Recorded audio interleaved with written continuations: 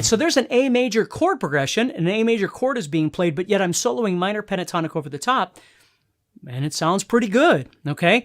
So this is a really great concept for you to understand, but I want to make it even easier for you by showing you this. If I was to play A minor pentatonic, it looks like this.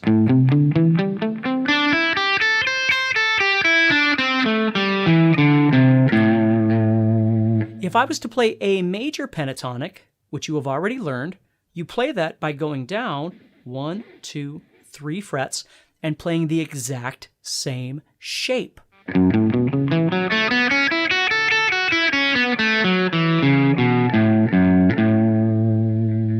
So the A major pentatonic is sitting right here, first position. The A minor pentatonic is sitting right here, first position, and they are the same shape. Okay? So the cool thing about this is if you've already learned all of your positions in A major pentatonic, they're the same positions in A minor pentatonic, they're just in a different place on the guitar, right?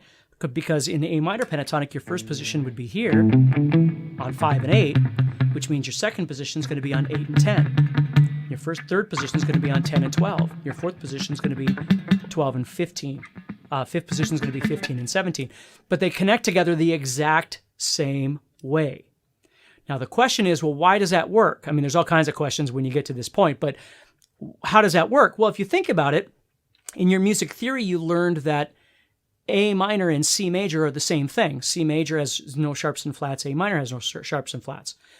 Well, as we're learning these pentatonic things, we're learning that if we start on our pinky, over on this side, we're playing major pentatonic. If we start with the first finger and play the exact same shape, we're playing minor pentatonic. Well, think about it. A minor pentatonic is the same as C major pentatonic. C major and A minor are the same thing. Pretty cool, huh? So you can actually see your relative major and minor on your guitar. A major pentatonic is right here. Well, A minor is right, or excuse me, F sharp minor is right there. A major, and F sharp minor are relative major and minor. Okay, so if you want to play an F sharp minor, you'd move down to F sharp and play this. If you want to play an A major, you'd play the exact same thing, but you would emphasize A. So sometimes these concepts take just a little bit of absorption to understand because it can get a little confusing, and that's where you need to stop and go, okay, hold on a second here. Explain this to me, right? So the kind of the hierarchy of understanding here, this whole thing is that we're in a major key, right? For instance, we're in C major, which has no sharps and no flats. And in this key, we get X amount of notes. And we get these chords, 1, 4, 5 are major, and 2, 3, 6 are minor, blah, blah, blah, all that kind of stuff. Okay? And then we learn that there's actually a minor scale that can come from that major by emphasizing the 6th chord instead of the 1st chord in the key. So we learn that major and minor aren't different keys. They're actually the same key. You're just emphasizing a different note or a different chord.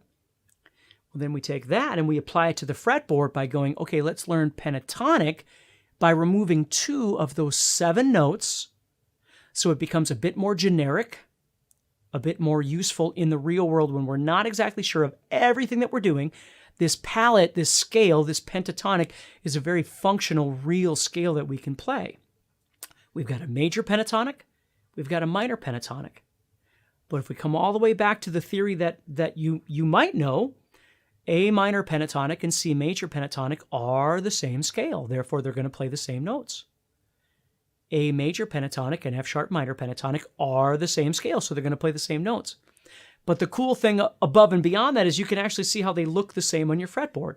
If you want C minor pentatonic, you put your first finger on C, play that scale. If you want C major pentatonic, you move down 3 frets, put your pinky on C, play the exact same shape that the minor was, but 3 frets lower. Now you've got your major. Okay? So again, I know it's a lot to absorb, but that's what you need to start learning. So don't rush. Make sure that you get your major pentatonic scale, you understand how to apply that to your fretboard. You don't have any confusion as to what it is. How it works in the real world is a whole nother conversation to have. Okay? But the first thing I want you to do is just understand how it applies to your fretboard, how you went from major diatonic to pentatonic by removing a couple of notes, and how you applied that to your fretboard. And now we've got minor pentatonic, which was minor, but we removed a couple of notes, okay? And how that and major visually look the same. They're just in two different positions on the fretboard. So let me ask you this. If you wanted to play in D minor pentatonic, where would you put your first finger? If you wanted to play D minor pentatonic, you go up to the 10th fret, which is D, you'd put your first finger there and you'd play this shape. And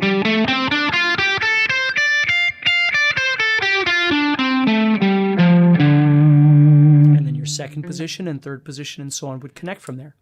If you wanted to play in B major pentatonic, where would you put your pinky? B major pentatonic, you'd put it on the 7th fret.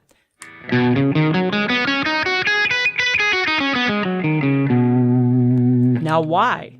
Because as humans, our brain wants to see the root on the 6th string and then build from there. And then we can expand into the other positions from there, but it's much easier for us to visualize.